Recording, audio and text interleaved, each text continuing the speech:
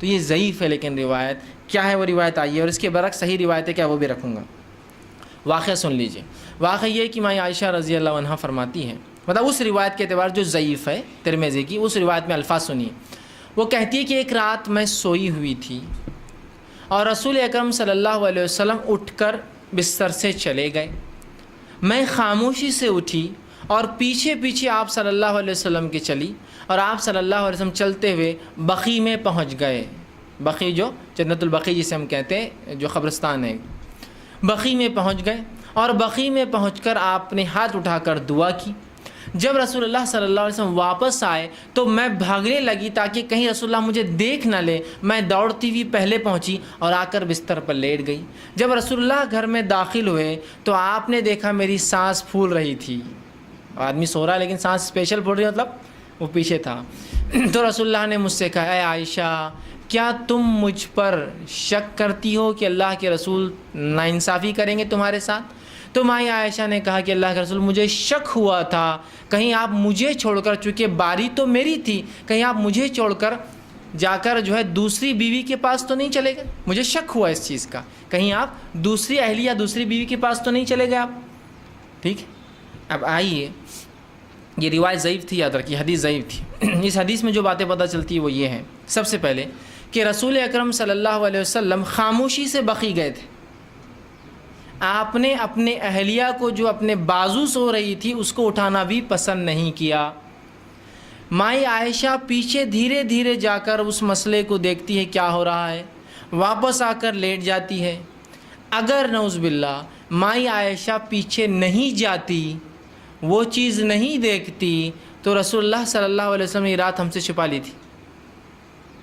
وہ تو کوئنسیڈنس سے اٹھ گئی تھی تو پتہ چلی, اور کہتے یہ وہ رات تھی جس رات کو شب برات کہتے ہیں. یہ 15 شعبان تھی. اور پھر جب رسول اللہ نے کہا عائشہ مجھ پہ شک کرتی ہو, تو کہا مجھے شک ہوا تھا کہ آپ دوسری بیوی کے پاس چلے گئے ہوں گے.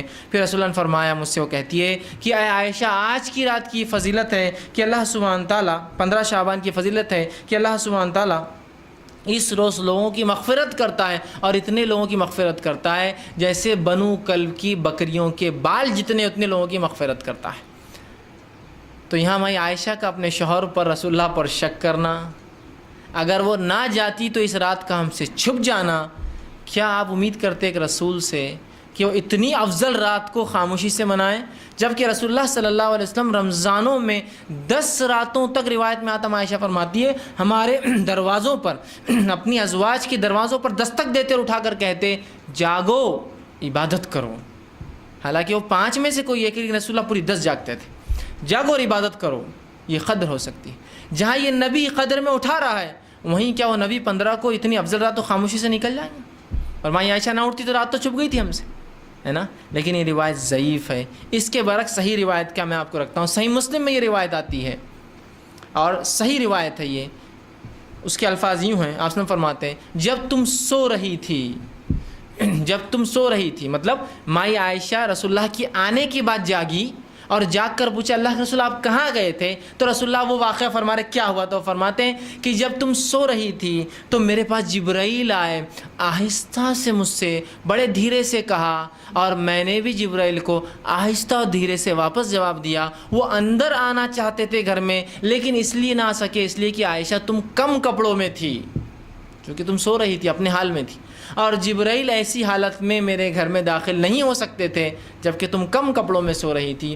اور میں نے تمہیں اس لیے نہیں اٹھایا, میں بقیع گیا تھا اور وہاں میں نے دعا کی, اور اللہ رب العزت نے مجھے حکم دیا کہ جاؤ بقیع والوں کے لیے مغفرت کی دعا کرو, اور میں وہاں خاموشی سے گیا اور دعا کی. میں نے تمہیں اس لیے نہیں اٹھایا کہ میں خوف رکھ رہا تھا کہ کہیں تمہاری نیند میں خلل نہ پڑے, اور میں نے اس لیے بول کر نہیں گیا کہ کہیں ایسا نہ ہو کہ میں تمہیں اٹھا دوں نیند سے اور پھر تم اکیلے پن کی وحشت سے سو نہ سکو. تو اسی لیے میں نے نہ تم کو اٹھایا نہ تم کو انفارمیشن دی کیوں گیا. اب جا کر آیا ہوں, اللہ نے کہا کہ مجھے جو ہے بقیع والوں کے لیے مغفرت کی دعا کرو, میں مغفرت کی دعا کر کر آ چکا ہوں. آنے کے بعد آپ نے پورا واقعہ اپنے بیوی کو بتایا, اور یہ صحیح مسلم کی صحیح روایت ہے. اب کیا اس کے مخالفے میں آپ وہ ضعیف روایت کو لیں گے؟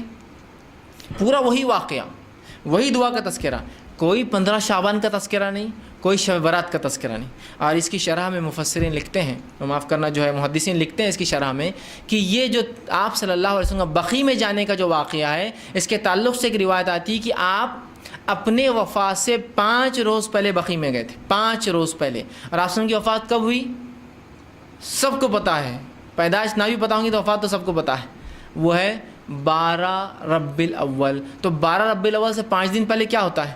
7 ربیع الاول. تو یہ واقعہ ربیع الاول کا ہے، شعبان کا بھی نہیں. تو یہ واقعہ جو لا کر فٹ کیا جاتا ہے کہ نہیں رات میں رسول اللہ گئے تھے، وہ بنو کلب کی بکریوں کا واقعہ ضعیف.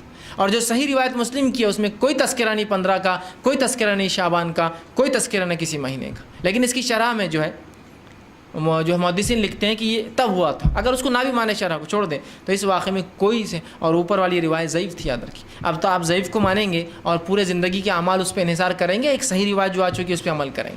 تو صحیح روایت یہ ہے تو میرے بھائی، کہیں بھی قرآن سے اور احادیث سے نہ اس رات کا نام ثابت ہے، نہ اس رات کا کوئی واقعہ ثابت ہے. اور جو ایک حدیث ہے جس سے اس کی فضیلت ثابت ہے وہ صرف فضائل بیان کرتی ہے، اس کو منانا ثابت نہیں کرتی ہے، صرف فضائل. یہ ہو سکتا ہے کہ 15 شعبان کو اللہ مغفرت کرتا ہوں گا، لیکن ایسی ہی فضیلت کی روایتیں صحیح بخاری صحیح مسلم ہر رات کی بھی آتی ہے. ہر رات کو آپ منائیے نا، پھر ہر رات مومن کے لیے جو منانے کی پھر